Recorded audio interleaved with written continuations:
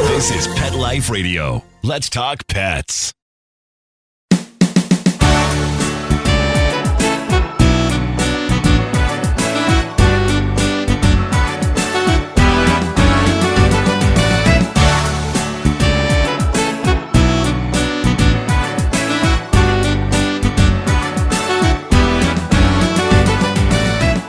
Hey everyone, welcome once again to Groomer Humor on Pet Life Radio. We are your hosts. I'm Rudy V. And I'm Anthony Ray.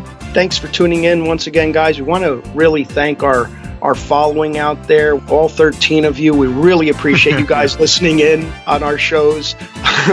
In this episode, we're going to be addressing one of the most important things about dog grooming, and it's to properly and safely groom our pets with the best results possible. And yes, we're talking about table training our dogs and kitties, guys. Very, very important that we train our dogs to stay on our dog grooming tables. And in a lot of cases, this could be a big challenge. At first, dogs are kind of frightened. They don't like being elevated. They're wondering why they're elevated. And we really have to get them used to it, get them staying still enough so that we could, do what we have to do, like, put clippers on them and scissors on them. So it's very, very important that we train our pets to be comfortable on the grooming table so that we're not scissoring a moving target or anything like that.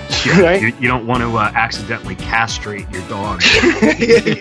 Exactly. You don't want to, we'll leave that to our veterinarians out there. Okay. You yeah. Have your dog castrated at the grooming shop. So right. Okay, we're gonna talk about this, and we're gonna talk about some tips on how to get them used to it and some safety tips. So we're gonna go to a brief message, and when we come back, we're gonna talk a little bit more about it, guys. Thanks.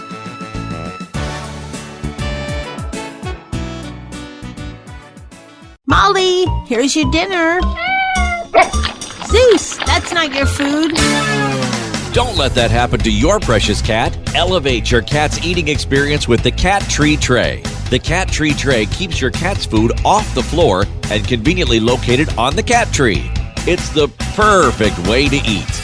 It's a beautiful wrought iron tray that easily attaches to your cat tree and keeps dogs and other critters out of your cat's dish. A must for multi-pet households. There's a 6-inch tray for large bowls and a 4-inch tray for smaller bowls. Purchase your Cat Tree Tray today. Go right now to cattreetray.com. That's cattreetray.com. cattreetray.com.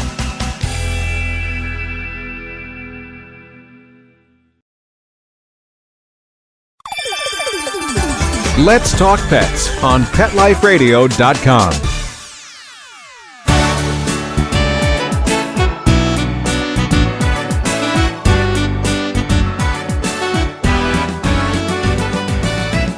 Hey everyone, welcome back to Groomer Humor. We are your hosts. I'm Rudy V, along with Anthony Ray, my son. And we're very, very excited about this episode because of our birthdays. It's Anthony's birthday today, so happy birthday, Anthony. Thank you. Thank you, Hodge. And it's also our producer, Mark Winter's son's birthday, Corey. So a shout out to Corey. Happy birthday to you, Corey. And funny story, quick story, Anthony and Corey were born not only on the same day, but in the same hospital and shared the same room. So as ironic as that is, it's a very funny story, and there's a whole lot more to that story. Just briefly, Anthony and Corey were born in the same hospital, and it's how we met Mark and Corey, and this was going back 28 years already. Yeah. And ironically, Mark Winter ended up, starting and producing Pet Life Radio, and we became dog groomers. So I don't know, there's something a little bit more there, but we just definitely wanted to address that because we think it's funny. So hopefully you guys think it's funny. It's very ironic that we're actually working together again after 28 years. So yeah, because Mark started Pet Life over that course of you not speaking for a long time. It wasn't like it wasn't like you became a groomer and Mark was like, oh, let's start something called Pet Life. Like you hadn't spoken to Mark in a very long time. Yeah. So over those years, it's so ironic that he would start Pet Life Radio and you would become a successful dog groomer in the process. Yeah, it's just really funny. And again, we just came full circle and we've met later in life once again. So, and I think Anthony and Corey just have some kind of a bond there, even though they only met once at their birth. It's been a long time. Been a long time, Cor. Where you been, man? I miss you, man. I miss you, dude. But yeah, so we just definitely had to address that. So happy birthday, Corey. Yeah, happy birthday, man. So, Ant, how old are you though, Ant? Are you 20? Are you serious? 20? Yeah, you just said it. Okay, no, but I don't know. It's like that 9-month interval there is. Are you 28 or 29? I'm 20. Wait, how old am I? I don't know. I'm 28. I'm 28. 28. You're burnt. Yeah. So yes. Anyway, I don't know. I'm old. I forget these things. So you look like you're 50 though. Oh, thanks. Yeah. Well, that's a compliment. You act like you're 3, but you look like you're 50. Oh, thanks. You know what? I mean, you look like you're 53 and you act like you're 85. Oh, gee, thanks. Okay. You started it. Yeah, I know. What? Didn't you wear a diaper on your flight home from California last year? Oh, wow. Okay. First of all, it wasn't a diaper. It was a Depends. And I thought we were going to talk about that. Okay. Sorry. Well, again, you started it. Well, sometimes you got to go. I didn't want to keep getting up. I like vegans. Okay. Anyway, listen. Let's get to this table training talk here because we can go on and on bashing one another. I love it. It's so much fun bashing you because I can get away with it. Yeah, that's my favorite part of this. So, okay. Okay, guys. So, again, we're talking about table training our dogs, guys. So, this is a very, very important aspect of dog grooming. It's one of the first things you need to do in order to achieve any kind of grooming. So, one of the first things that we want to do is we want to definitely start our dogs off as young as we possibly can to get them used to it. You want to kind of introduce the grooming table as something that they are going to be handled on. So let's talk about some of the things that we can do with that. One of them is we want to put your dog or your puppy up on a grooming table for brief intervals. You don't want to keep them up there too long, especially as puppies. They'll get tired. They'll try to jump off. So you want to start off with a brief 5 minutes, keep them on the table and pet them and reassure them.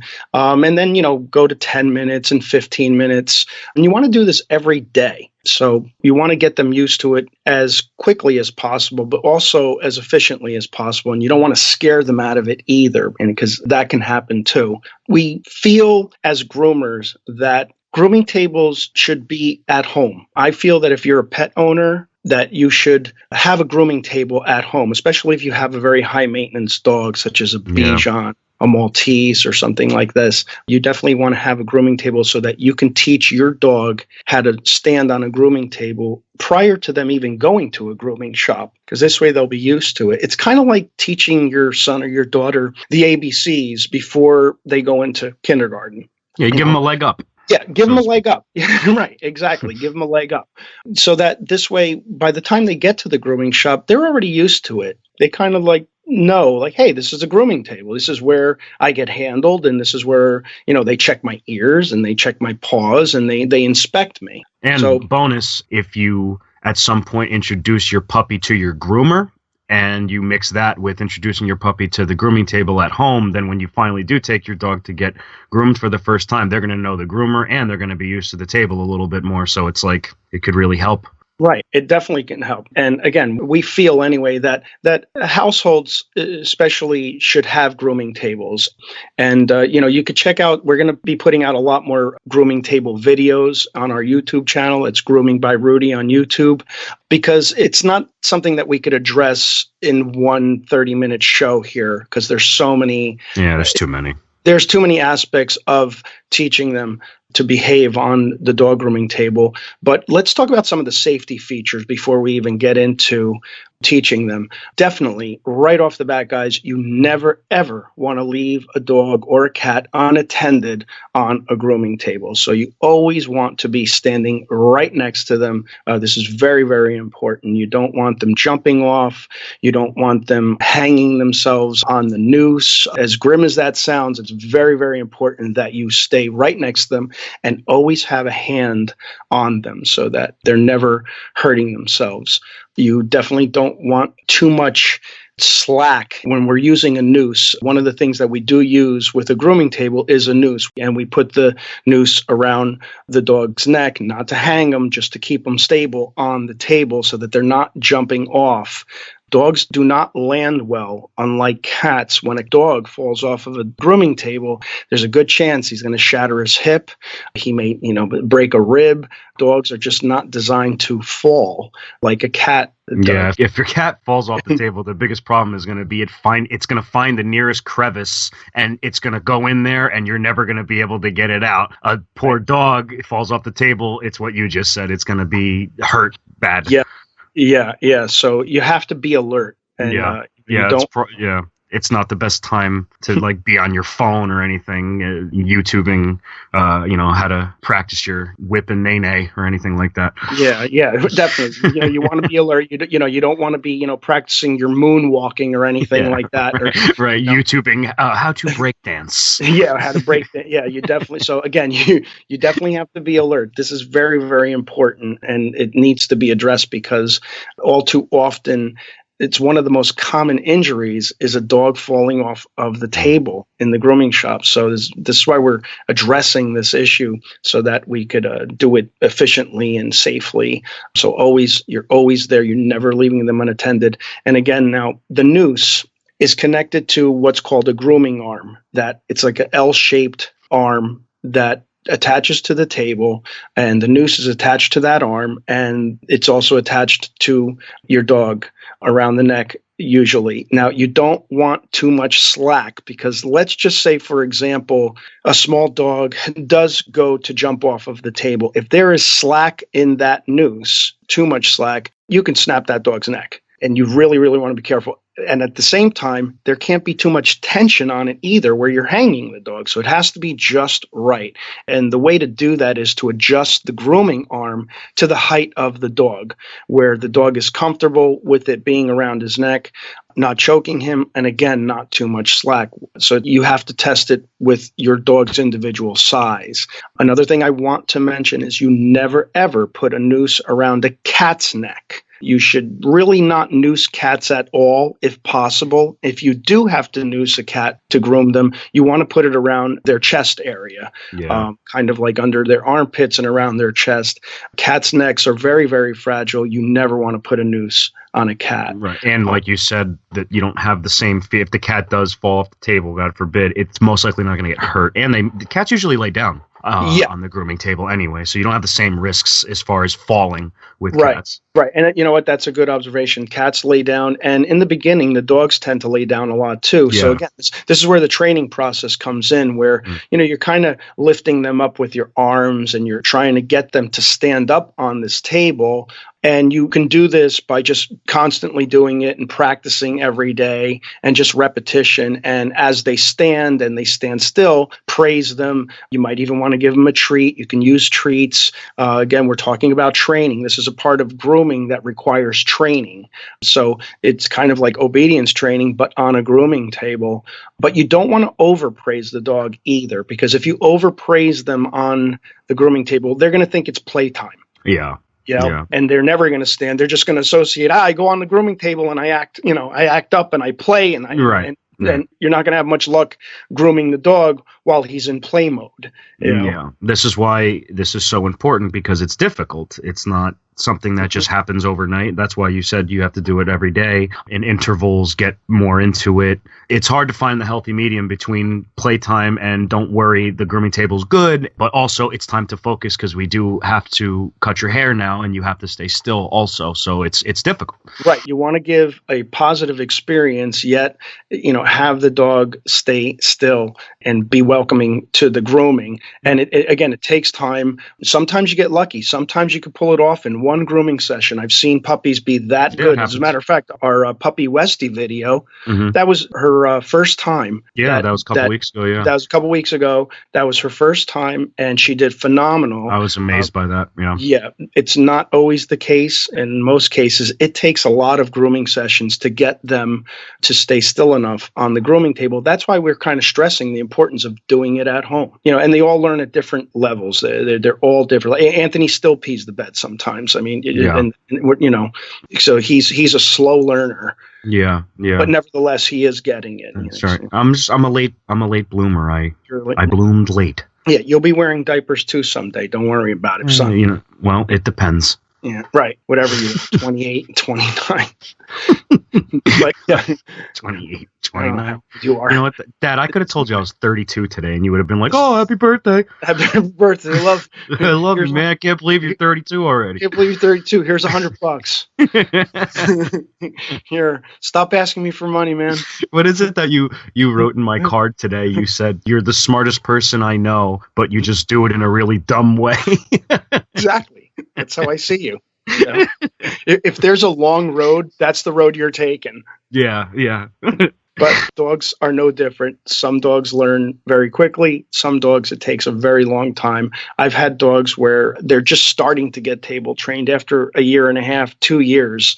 They're just starting to really get the hang of it. We just put a video out with one of our sweet cockapoos, Lily.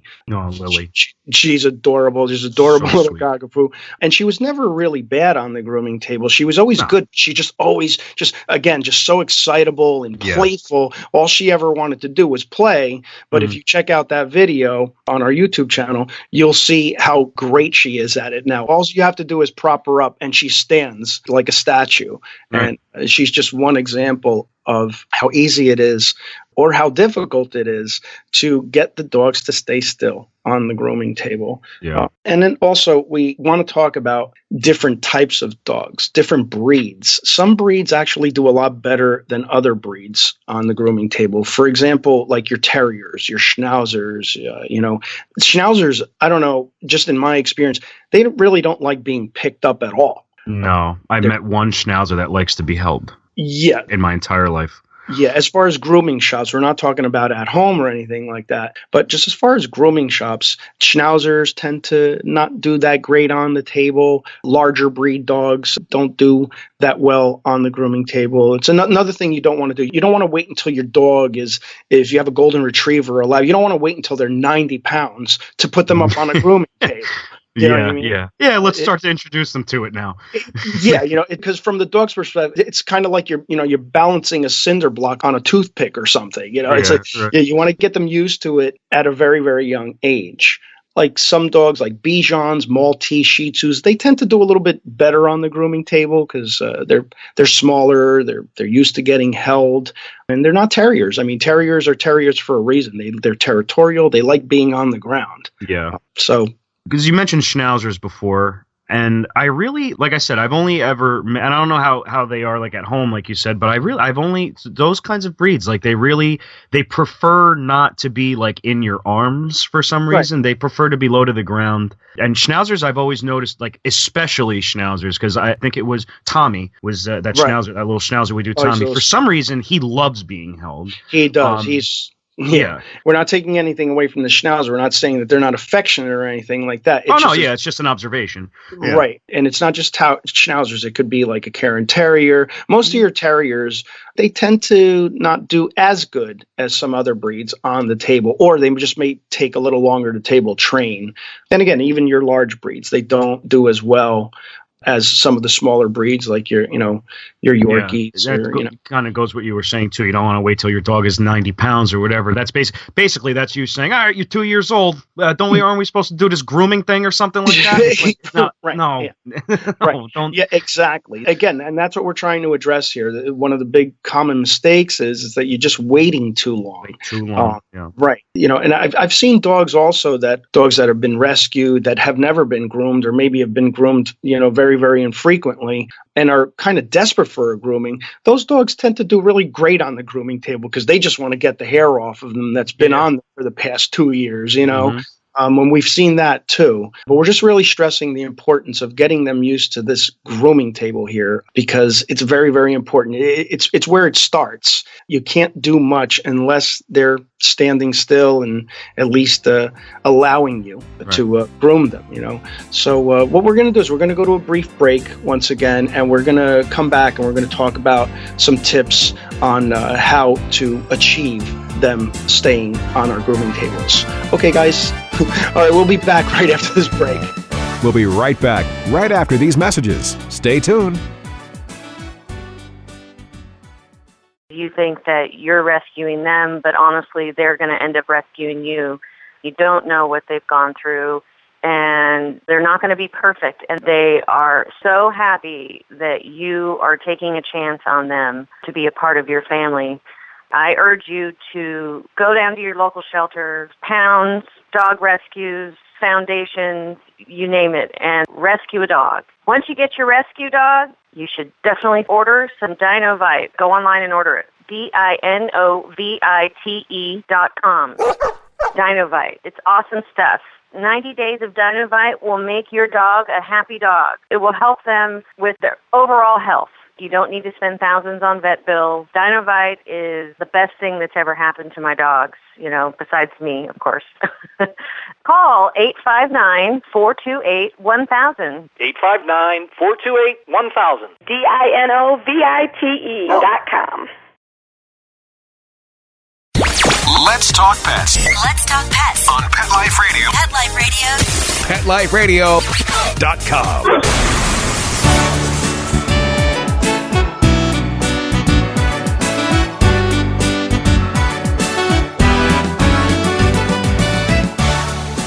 Welcome back to Groomer Humor on Pet Life Radio. I'm Anthony Ray, hanging out with my dad here. It is my birthday at the time of this recording, and I am bringing us in because when my dad brought us out for that first break, he turned into a little bit of a Bugs Bunny, Joe Pesci hybrid for some reason. I don't know what that was. Sorry, guys. Okay, guys. What was that, dude? I think I'm going through puberty. I don't know. Sorry. That was just, this is great. I have to say, I love radio. It's so much fun because you guys don't get to hear what happens when the breaks are actually going on. So you have no idea how hard I was just laughing in my dad's ear when after his little outro there. Okay, guys.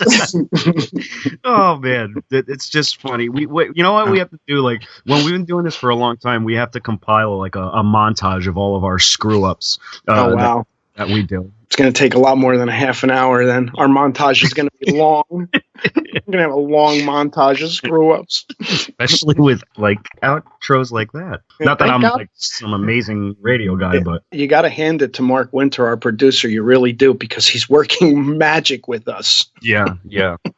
It's funny if there's ever I'm pretty sure in most of the episodes we don't stutter a whole lot, and that's just Mark editing. I'm pretty sure it's Mark taking out our stutters. Yeah, if we were to show these people that if we were to show you guys like the raw footage of this, we're probably the grooming, which is basically how we come out anyway. Yeah, because Mark can only work so much magic. We're making it difficult. He's working double time on our show as opposed to everybody else's. Poor Mark. Sorry, Mark. Thank you, Mark. Yeah. And this is why we thank Mark at the end of every episode. Every episode for tolerating us. Okay. Let's get back into it. Yeah, we're going to get back into this table training talk here. One of the first things that I do when I put a dog up on the table whether it's a puppy or a dog that's been used to getting groomed, is I tend to do their pads and their nails first. And just common sense, guys, if there's a lot of hair in the pads or the nails are too long, they're not going to stand as well. So I like to get all that hair out of the pads. You throw on your 30 blade or your scissors, however you do it. I use a 30 blade for you groomers out there.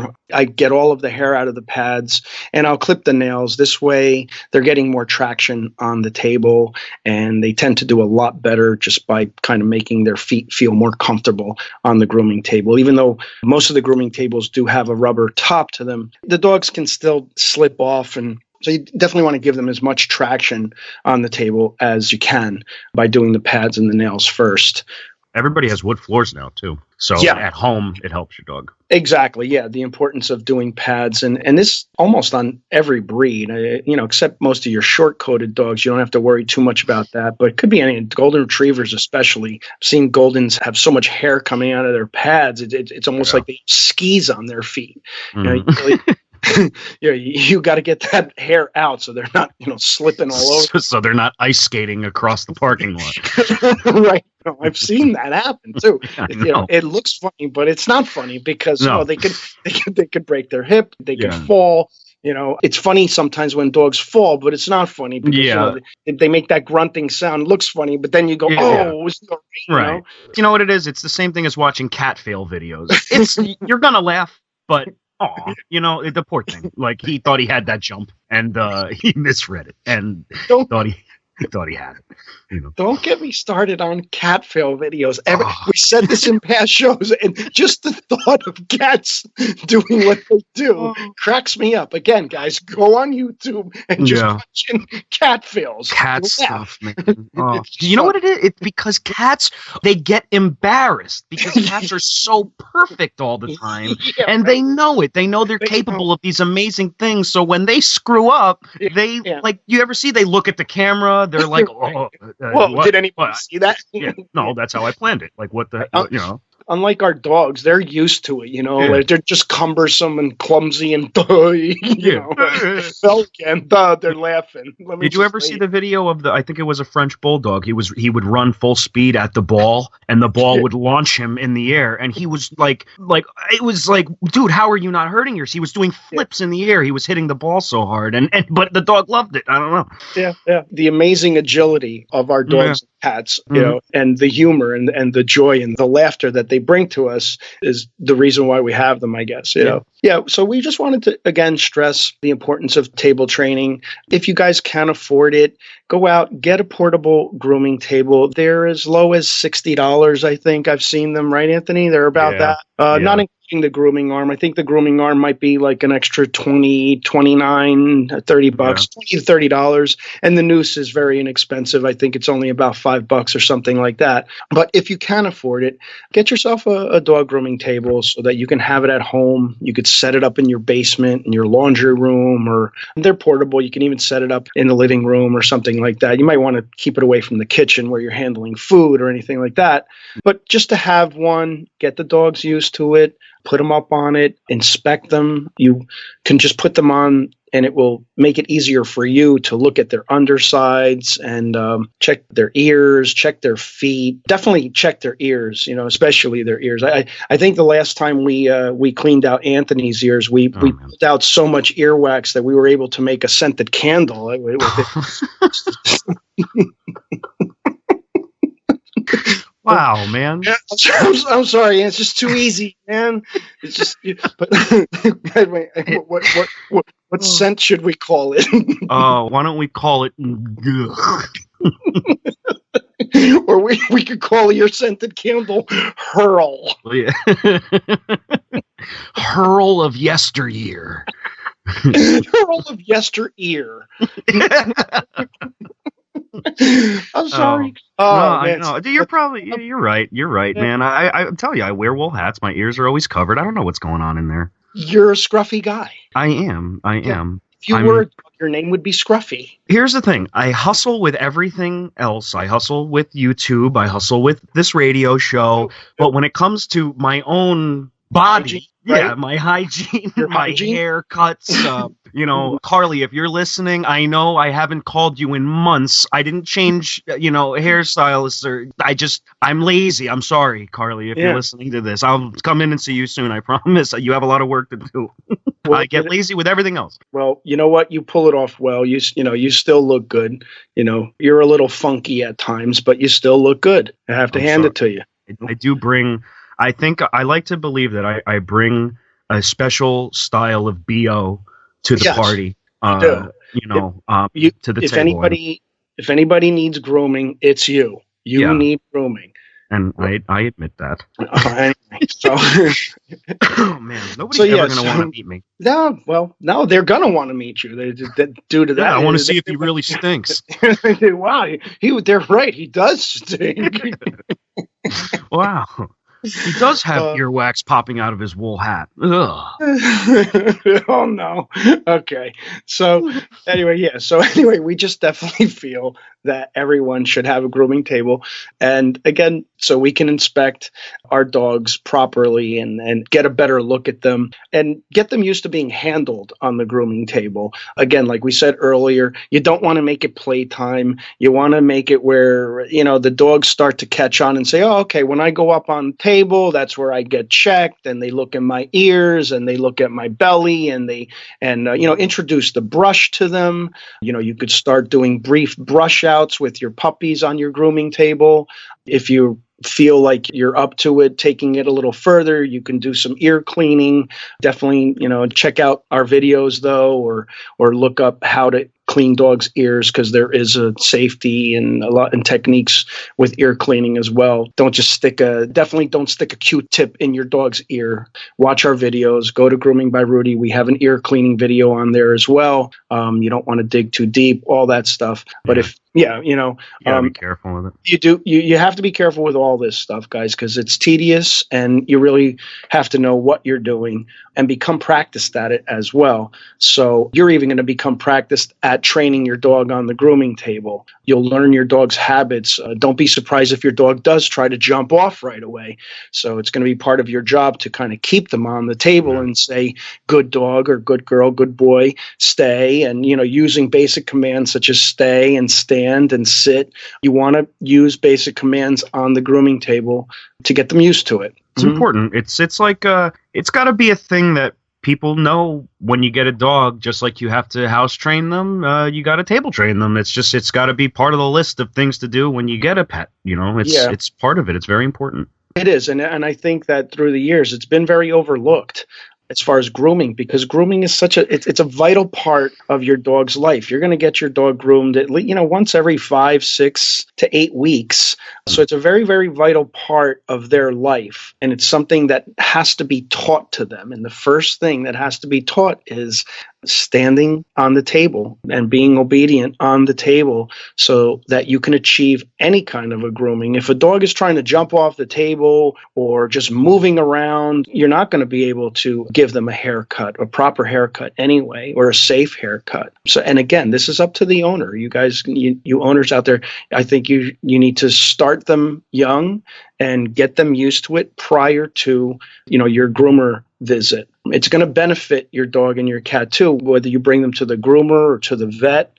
Even when you bring your dog to the vet, a lot of times they'll put them up on the table and they'll just be that much more familiar with being elevated and being checked out. Yeah, they'll sort of know that this is something that happens once in a while, whether it's a grooming or a vet or just an inspection at home. And we always stress, you said it earlier, we always stress inspecting. That's one of my favorite benefits of the whole table training thing at home is I can't stress enough. Get a closer look at your dog and take some time every couple of days. Just check your dog out. You never know what you find, even if it's something as simple as a flea, or if it's, you might feel a little bump on their belly or something like that. Now you felt it. Let's take them to the vet. Let's just make sure it's nothing, it's benign or whatever. Sure. It's important. It's important, and it doesn't take a lot of effort to do after a while. Get used to it. Exactly. You're right. And by elevating them, you're going to get a better look at it. You're not chasing them around the floor, trying to get a look at them. they're elevated, so they're closer to your eye level. So you will be able to see these things more clearly. Check their bellies out, check their undersides, feel them, feel for, like Anthony said, any lumps, or even like grooming as far as check their coats. If you're feeling any matting or knotting, now hey, let me work on this area. All too often we're trying to brush our dogs on the floor and we're never getting their underside. If they're elevated on the table, now you could more easily achieve brushing their underside and their armpits. And we see people make great attempts. They'll have a Bichon and the top of the dog looks great. There's no mats. And then the second you lift the dog up, they're completely matted on the underside because, again, you can't get the brush in there while the dog is running around the ground. Right. And now you have to take a lot off of underneath, and then all that great brushing on the top that the owner did is the dog is still going to look kind of strange now, or like a little chopped into, because he's got to, Right. Or you're going to have like that, we call it like that mushroom look, where you have to shave the whole underside and you leave the top and it just doesn't look right. Right. Because if a dog is that matted underneath, you can't just be tugging on the dog or cat. Right. You're going to hurt it. And you can't do that. Right. And it varies too. It's not, some dogs are great. Some dogs will lay on the couch and they'll let you brush them out. So some like it. It's different for everyone. But what we're trying to stress here is that let's make this something that we do or we think about whenever we get a dog or a puppy. Grooming. Grooming is something that we just really, really have to incorporate in our pets' lives. If you don't have a lot of time on your hands, you might want to get a lower maintenance dog. We always stress that. If you have a lot of time on your hands and you can groom, get your cockapoos, get your golden doodles, get your standard poodles, get your Malteses and your Bichons. These are all very high maintenance dogs that you have to have the time for. And if you are getting these types of breeds, I think most definitely you're going to need a grooming table. Yeah. It's very beneficial. Very beneficial. I would seek one out. Yep. Again, they're inexpensive, and you can get some really expensive. I mean, some grooming tables are $2,000. You got electric grooming tables that are $2,000. I know Master Equipment puts out some really great grooming tables. We had one once that didn't even fit in our store. Exactly. We had to get rid of it. I had to get rid of it. It was too big. There was no room for me. We had it around for a while. We actually used it for like a kitchen table. Yeah, we would eat off of it. We were eating off of it. It was like, but it's funny that you mentioned it. The grooming table that I'm using right now, I made. What I did was I bought a hydraulic bottom from a beauty store. And believe it or not, speaking of your birthday, I made my grooming table out of Anthony's crib. I'm that type of person. I'm a very do-it-yourself kind of guy. I was like, wait a minute, this is a lot of wood here. It's laminated. This is really good wood. I actually made a little box and I got a grooming table top, rubber top, and I made my grooming table out of Anthony's crib. So thanks, That's Anthony. Hilarious. Yeah, you're welcome. I did the same thing. I remember when I was younger, I'd be driving down the street or walking down the street, whatever, and if somebody was throwing away like a recliner, I'd be like, you know what? If this thing is here in 3 days and nobody takes it, I'm coming to get it. And it would rain and it would snow. And I would go, I would look at it and go, you know what? I don't care. I'm going to Febreze. Okay. I'm going to scrub this thing. And now I have a recliner for free. Now I have a recliner. Febreze. Febreze. You're going to Febreze it. Wonders. It's amazing. It's like new now. Little Lysol, little Febreze. Exactly. Yeah. Guys, I apologize. We're being so silly this episode. We're in rare form. It's my birthday. It's Corey's birthday. Corey's birthday. Come to think of it, dude, I have to, if I see a picture of Corey and he has like a beard and a wool hat on, I'm going to have some questions. Yeah, right. There may have been a mix-up. Maybe Corey's your brother. Yeah, Corey might be my brother. Corey, if you're out there. If you're out there. Give me something.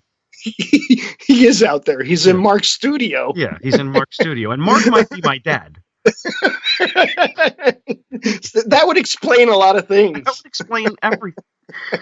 Except the wool hat. I don't know where I got the wool hat from. I don't know that Mark wears wool hats. But I don't think so. Huh.